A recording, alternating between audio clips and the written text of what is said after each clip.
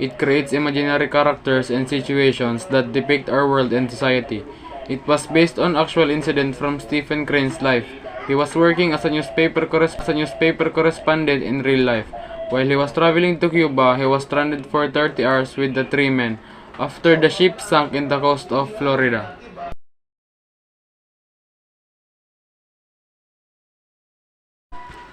Correspondent, Captain, Cook, and the oiler Billy. The narrator described the correspondent as a young and athletic, the captain as calm and quiet and only talks to give commands and leads the crew to safety. The cook can't help but think about simple pleasures left on land, like his favorite pies and meats. The oiler Billy as obedient and he is likely to be fatigued and dingy. He is also generous and pleasant to the correspondent. Because they were shipwrecked, they had to use the lifeboat for them to survive.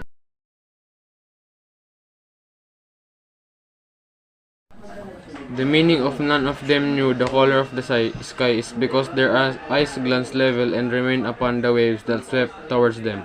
The mood of the story is despair, illustrating how being left alone with Mother Nature can leave you feeling irrelevant.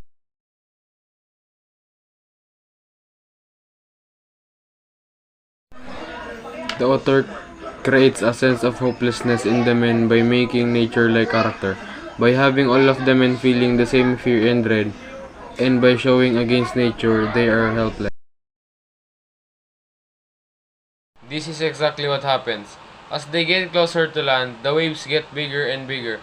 Just as they expect, a big wave comes and all the men are thrown into the sea. The lifeboat turns over and the four men must swim into the shore. Sadly, only the captain, cook, and the correspondent survive. The main conflict is man versus nature, as the men struggle against an indifferent sea that threatens them with its expansiveness, its shark, its cold, its current that prevents the boat from finally reaching the shore.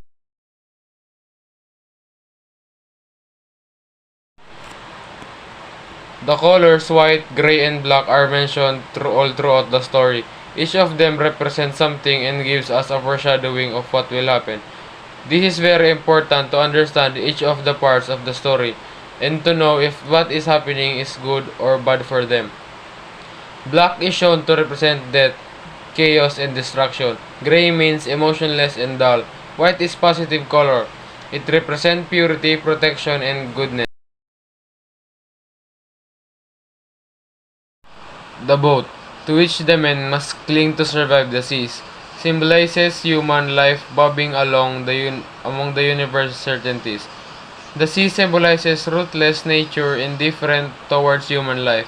The four men in the boat struggle for their lives on the rough sea. The crashing waves capsizes their dinghy and the men stumble out in the sea. In the story, the shark symbolized wild nature that humbles man into submission.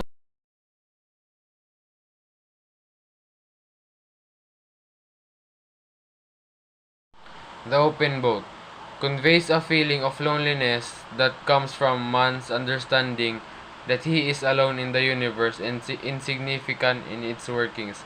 Underneath the men's and narrator's collective runs at fate in the universe is the fear of nothingness.